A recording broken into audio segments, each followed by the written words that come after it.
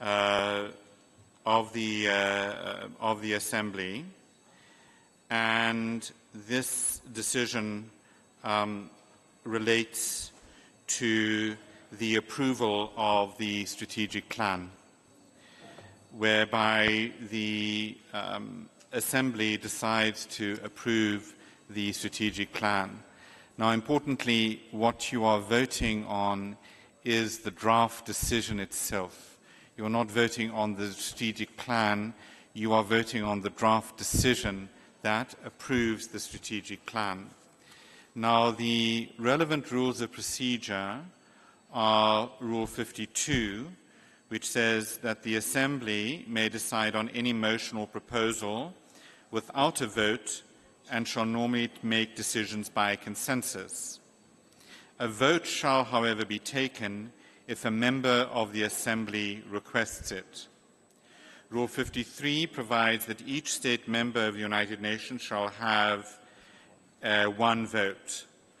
Rule 54 says that decisions of the Habitat Assembly taken by vote shall be made by a majority of the member states present and voting. If a vote is equally divided on a matter other than an election, the proposal or amendment shall be considered rejected. For the purposes of the present rules, the phrase members present and voting refers only to member states casting affirmative or negative vote and does not include member states which abstain from voting. Then, and this relates to the actual practical procedure relating to voting, Rule 55 provides that the Habitat Assembly shall normally vote by a show of hands, but any member of the Assembly may request a roll call, which shall then be taken in the English alphabetical order of the names of the members of the Assembly, beginning with the members whose name is drawn by the President. The vote of each member state participating in a roll call shall be reflected in the relevant document of the Assembly. So, what will actually happen this afternoon? What will happen is that the President, in terms of his script, will say that the Assembly will take action on the draft decision on the approval of the strategic plan for the period 2026 to 2029, as contained in document HSP/HA 2025/CRP1. Then the President will explain that the draft was recommended for adoption by the third OECPR, with the understanding that the Executive Director will introduce a limited number of consensual changes to the original draft as submitted by the ED and as agreed by the OECPR and as outlined in document HSP/HA 2025/CRP2. Then the President will invite the Executive Director to share some reflections on the document, in other words, the strategic plan. So after the introduction of the draft decision and the statement by the Executive Director, the President will then propose to take action on the draft decision for the approval of the strategic plan, and then the President will announce that a vote has been requested on this draft decision, which is normally by way of show of hands in accordance with the rules of procedure. Those are the rules of procedure that I have read out. Now, what can happen in accordance with the rules is that a member state may make a statement in explanation of vote before the vote. There's then the vote and explanation of vote after the vote. So the President will say, before we will proceed to the vote, we will first give the floor to any delegation in explanation of vote. And then he will ask, does any delegation wish to take the floor in explanation of vote? Then there may be possible statements or there may be no statements, because countries may prefer to make an explanation of vote after the vote, not before the vote. Once explanations of vote before the vote have been concluded, if they are statements, and once they are concluded, then the President will say, the Assembly is now initiating the actual process of voting in accordance with Rule 55 of the Rules of Procedure. Now, at this stage, it is very important that Member States remain seated at their desks, that there be no movement in the room, and the President will also say that in accordance with Rule 56 of the Rules of Procedure, no representative may interrupt the voting except on a point of order in connection with the actual conduct of the voting.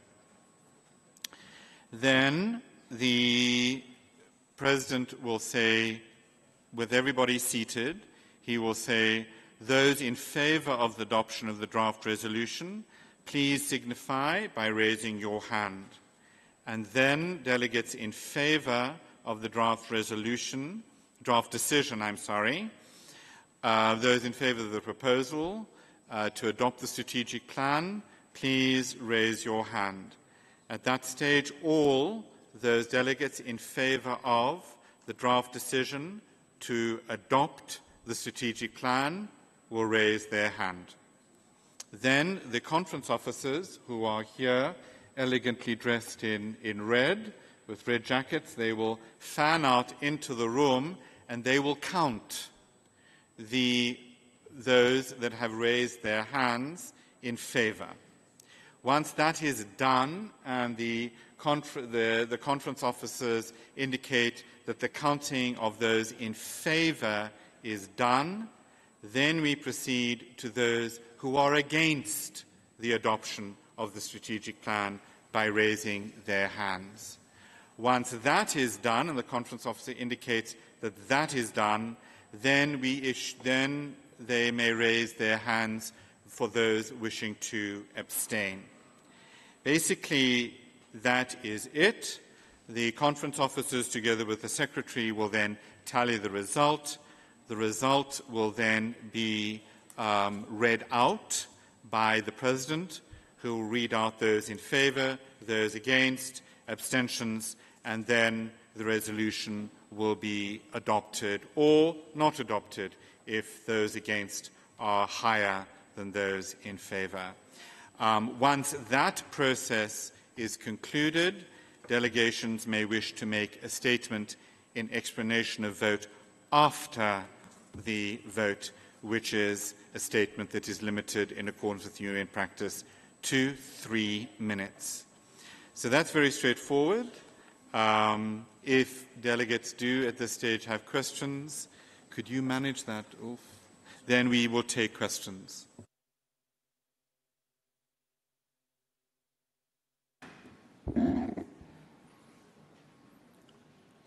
Distinguished delegates, are there any questions on the briefing just heard from the legal advisor? You may ask for the floor, if you wish.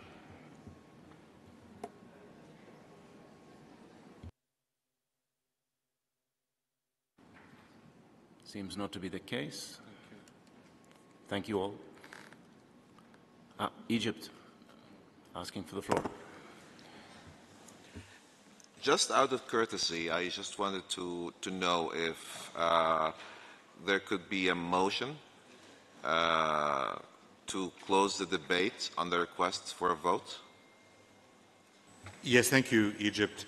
That's a really important point.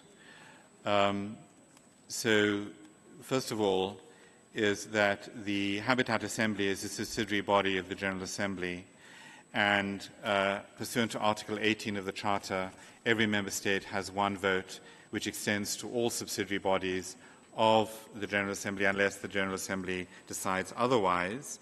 Rule 52 is very clear. It says, a vote shall, however, be taken if a member of the Assembly requests it. So the rules are very clear.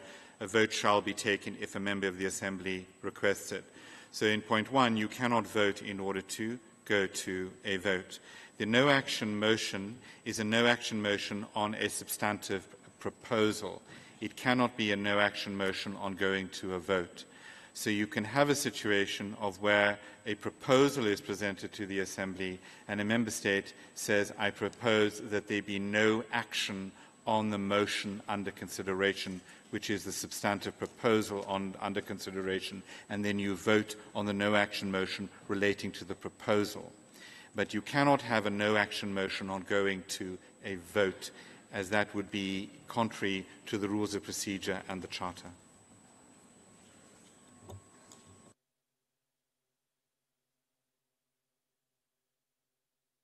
Yes, Egypt. The last phrase you mentioned is a little bit confusing for me, because throughout the UN system, a no-action motion is actually presented when there is a request for a vote. So now you're telling me that no action motion could be made on the request for a vote? That's the first question. Second question, my original point was not actually to ask about a no-action motion. My original point was to ask if there could be a motion to close the debate. I think it's Rule 70-something. Please check it. Okay, so a motion to close the debate means that you end the discussion and then you immediately proceed to go to a vote.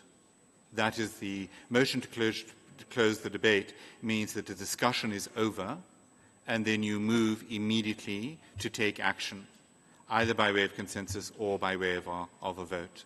So that has happened in the past where member states are discussing and discussing and discussing, and then there is a move to close the debate in order that action can be taken on the draft resolution or draft decision in question.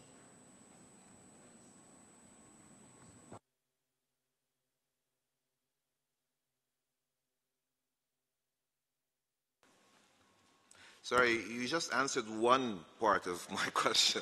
All right, other so part. on the second part, if you're talking about a no-action motion on going to a vote, I have never seen that before, and that, in my view, would be contrary to the rules.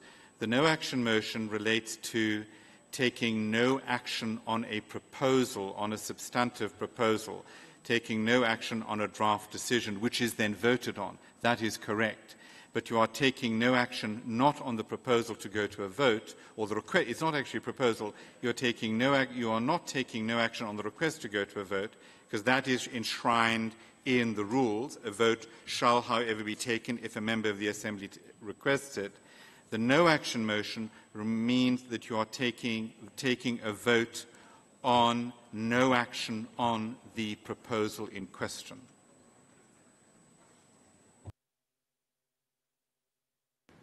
Egypt, you have the floor. I take it that you have not seen that before, but I would suggest that you consult with OLA in New York, because this is the case in the General Assembly and many other organs of the UN. So I was in OLA for 18 years. All right, I was in OLA for 18 years. I'm familiar with the no-action motion. I'm familiar with the no-action motion that we took on several draft resolutions in the General Assembly. And the no-action motion relates to a substantive draft decision that the General Assembly has before it for its consideration. It is not a no-action motion on the request to go to the vote. If necessary, we can call the Secretary of the governing bodies of the Environment Assembly, who will confirm that, because I was in the General Assembly at that time when she was there as well. But she can come and she can confirm that. Okay. Thank you.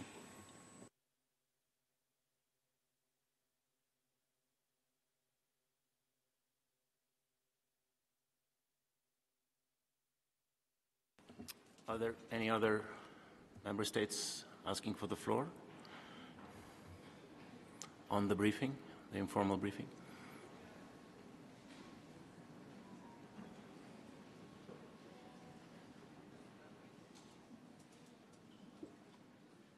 I see no request for the...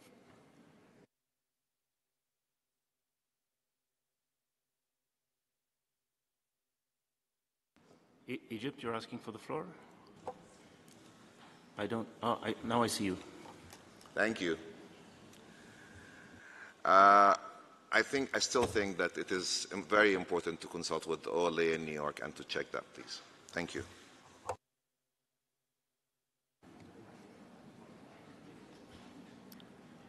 Thank you.